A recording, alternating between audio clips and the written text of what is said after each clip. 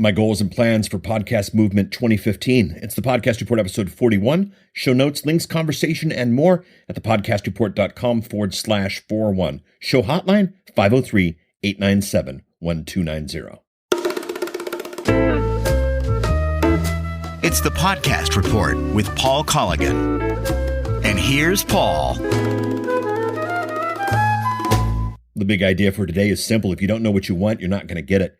And that is true for events. That is true for podcast production. That is true for podcast consumption. That's true for a lot of things. If you don't know what you want, you're not going to get it. And I want to chat about what that means, at least for me, in terms of the upcoming Podcast Movement event. My name is Paul Colligan. I'm the best-selling author and podcaster. My current book right now, the one I'm pushing today, is How to Podcast 2015, where fine books are sold. I've been podcasting pretty much since the beginning. I love this industry, and I have since day one. Two audiences for this show: the podcaster, those who are doing it, those who are in the trenches in the field, who know that podcasting is more than just arguing about microphones and hosting platforms. I love you guys. Thanks for listening to this show. The other audience is those of you who are about to get into podcasting. Come on in. The water is warm and wonderful. And I know those of you who are thinking about jumping in, you know too that it's a bit more than tech issues. It's what do we do with this ability? What do we do with this thing? What do we do with podcasting? That's this show. This show's not a massive play, but a deep one. I welcome new listeners. Our numbers are up. Thank you. That's come from a number of things. That's come from the book. That's come from the show. That's come from word of mouth. Those of you who are new, thank you. This is episode 41. The entire back catalog is there if you want to head back to thepodcastreport.com. Now, why this topic? Well, the first thing is, I had a really interesting response to last week's episode. I had a series of interesting responses to last week's episode about Social Media Marketing World 15. One of the things, just personally for me, is I've been thinking, planning, dreaming about the next event. The next event for me is Podcast Movement. I'm really, really excited about it. So what is it, if you don't know? Podcast Movement is an event for podcasters. You can find out more at podcastmovement.com. It came out last year from nothing. It was wonderful. It was crowdfunded. I've got a whole episode with Gary Leland. It was one of the guys behind it. It was episode 7. You can head out to thepodcastreport.com/7 if you want to find out more about it. At least get the buzz before it. Anyway, it looks to be a great event. I think it's going to be podcasting as the event of the year, and I'm looking for it. I'm looking forward to it. Now, I'm presenting there, and I'm excited, and I've been watching the other people presenting there, and the only way to put it is choked up with the level of participants. The people who are going to be there are the biggest and the best in podcasting and in media, and I'm honored to be part of this event, and I am dedicated 100% to putting on a good show, and that's part of why I've been thinking about it. But also, just the simple reality that I don't do events just because I'm supposed to. I don't do events because they're where everybody is. I love seeing everybody. I love catching up with everybody. I love getting the t-shirts and that kind of stuff. But a lot of people go into these things not knowing what they want. So what I'm going to do now is let's chat about that. And I've got a link for you inside the show notes, thepodcastreport.com/41. If you are one of the principals behind Podcast Movement, feel free to get a hold of me. I'd love to have you on a future show. But here's the deal. And the big why for this topic, and you know, if you've been listening to any episodes of this show, this is my thing. Our industry needs maturity. Our industry needs strengthening. And this is a show that has the potential to bring that. The more our events mature, the more our presentations mature, the better off we're going to be. All right, why does this topic really matter, Paul? Especially if I'm not going to Podcast Movement? Well, I'll tell you this. If you know what you want, you're going to look for it.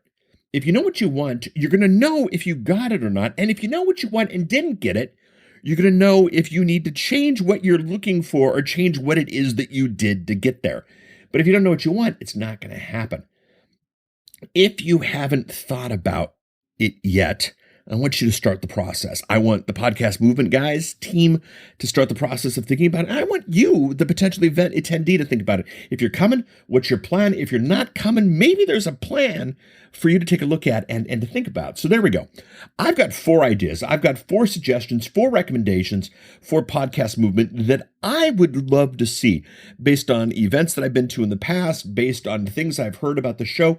These are recommendations that obviously, if these guys don't embrace, these guys don't do, I'm still there. I'm there 100%, but just some ideas. One thing, podcasting, really interesting. There are the enthusiast podcasters, and there are the business podcasters. And I heard they were both at Podcast Movement. And I heard there's a little bit of frustration and there's a little bit of conflict as to who was chatting about what. And here's the deal. That's not that complicated. Label the tracks. If this is a track for enthusiasts, or enthusiasts would enjoy this track, great. If this is a track about the business of podcasting, great. My presentation is going to be entirely about the business of podcasting. Now, I love the industry and I'm quite enthusiastic about it, but it's going to be, a business track or indicator or something. Then, of course, the third one, and this is really interesting, and I was able to attend the first VidCon, and VidCon has become this amazing event, massive and huge, but I was there the first day, and VidCon was always about the YouTube stars, the YouTube heroes. Everybody wanted to come see their heroes. Well, guys, we've got John Lee Dumas at this event. We've got Serial at this event. We've got some of the biggest names. And when I mean Serial, I mean the podcast, not, our sugar-frosted cocoa nuts, all right? There are people who are just killing it in podcasting who are going to be at this event, who are going to be presenting, and that's really going to be the third category. It's going to be the fan. So there's going to be some presentations that are great for the enthusiasts that have nothing to do with business, have nothing to do with the fans. There'll be some fan ones that are just fan moments. There's going to be business. There's going to be enthusiasts. So anyway, here's my idea. Let us know on each track. Would enthusiasts, would business users, would fans be interested in this track? And I'm going to figure this out myself, and I'm going to work through this myself, but just something to think about. Who is the audience for each presentation? All right. The second thing, and this is a pet peeve I have for events, nothing more frustrating than going to an event and hearing a podcaster or hearing a blogger or hearing an author share what they've already shared online. Seeing a presentation that they've already seen before. I've joked the fact that, I don't ever want to see a presentation that could have happened this time last year. But more specifically, I think presenters shouldn't be allowed to present anything that is already freely available, And by freely available, I even mean like the library and I can read your book. Don't recap what you've already done. Recap where you're going and what's happening. And I realize I'm a bit stringent above the top on that one, but I think events like this are times to present new ideas. Now, if it's a workshop or something, learn how to podcast or learn how to do this, that's fine. But I think presenters and I think speakers should not be allowed to present anything that isn't already freely available. All right, there we go. Rating form. People always have rating forms, and it's funny because how was it? How was the speaker? How was the temperature in the room? They ask a bunch of things, but they never ask one thing that is just a big pet peeve of mine. And the question is this: did the panel follow on the promise of their title? I mean, if you've gotten on a plane, you've flown across the country, you are in Dallas, Texas in August, in the height of the summer, and you want to see a session on podcasting for aardvarks, and you walk into Podcast for Aardvarks session, and the speaker's dynamic and wonderful and gives away a bunch of stuff, but the topic ends up being podcasting for kitty cats. It's not the same presentation. It's not the same event. And you and your Aardvarkian fanboy self, would be frustrated. So I'd like to see on the rating forms, did people follow the promise of their title? And then the last thing I'd like to do, I think this would be fun. If I ever did an event, this is what I'd do. On the forms, most useful to each category. And maybe this isn't a big thing for the fan category, but boy, on a scale of 1 to 10, how useful was this as a business user? On a scale of 1 to 10, how useful was this as an enthusiast? Let's give an award. Let's figure out which panelist or which presenter did the best, gave the most useful stuff. Maybe a series of awards, but really pit the presenters, the podcasters against each other and have them do that kind of thing. So I don't know, just some ideas. I'll say them again. An enthusiast business fan indicator. Maybe we call them tracks. I don't know. Don't be allowed to present anything that isn't already freely available or that is already freely available. On the rating forms, ask people if they simply followed the promise of their title and, consider having some sort of most useful to category contest or something like that. Now, what I'm doing is I'm going to follow all four. I'm going to be very, very careful in all my presentations, all my copy, everything that I do, that mine is a business track. This is not for the podcast enthusiast. I don't want anybody accidentally coming into my room and thinking it's for enthusiasts, because that's a disservice to the enthusiasts, and I love enthusiasts. I'm not going to present anything that I've already presented before. You're not going to hear a rehash of the show. You're going to hear brand new stuff. And I'm already working on that presentation. And then I'm going to present exactly what I promise. And my goal is even if they never do the most useful to each category, I want the presentation that is the most useful to you, the podcaster. Those of you who attend, that's my session. I'm going to be launching something pretty cool at the event, something I haven't spoken to, something I barely even hinted to. It'll be my gift to the industry. That's going to be fun. And that's just my session. One short little time, one moment in time at this event. I'm flying to Texas. I'm missing my wife's birthday. I got to do this well. So I want to meet the people in my track. I want to meet the business users. I want to meet the people who have the needs that I'm attempting to fill. And then I want to spend a lot of times with the tools and services people. Again, meeting those needs that I'm looking for. What can you do? What do you take home from this? Well, certainly know what you want first. If you go to Podcast Movement, write down a list. What is it that you want? Who is it that you want to meet? What is it that you hope to accomplish? What is it that you hope to learn? If you figure out what you want first and then you go with that in mind, you got a better chance of finding it. Because, if you're looking for it, you're going to find it. And, if you don't know what you want, I'd spend some time figuring that out. And you know what? If you spend a bunch of time and you don't know what you want from the event, I would honestly say don't go.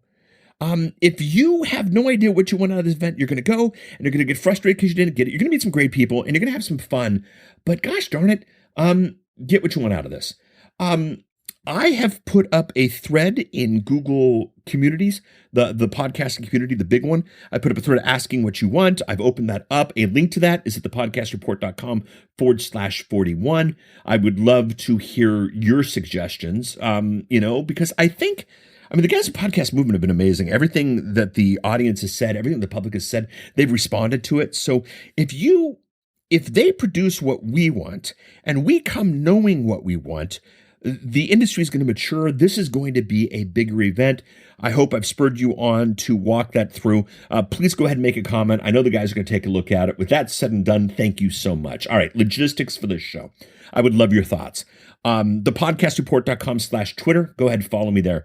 Thepodcastreport.com/Facebook. Go ahead, join the Facebook group. I've got comments at the blog. At the time of this recording, it's really just a simple Tumblr account because I know for every one of you who goes to the blog, I've got 30, 40, 50 people listening to the podcast. And I'm going to serve you there. But if you want to go, make a comment there. If you want the text, if you want the transcripts for today's episode, go ahead and text #EP41 to 503-897-1290. I've got some links at the website at thepodcastreport.com/41. I've got a link to my book, grabthebook.com. Last I peeked, it was number 5 in its category. A lot of fun. Been over almost a couple of months now, so that's great. A link right out to Podcast Movement. It's not an affiliate link. It's just a regular link. I get nothing from it, but I appreciate what these guys are doing. I've got a link to the What Would You Like to See thread that I put up at the Google community. Go ahead and comment on that. And I've got the interview I did with Gary back at the Podcast Report, episode 7. That's the podcastreport.com, episode 7. I also have a link to that.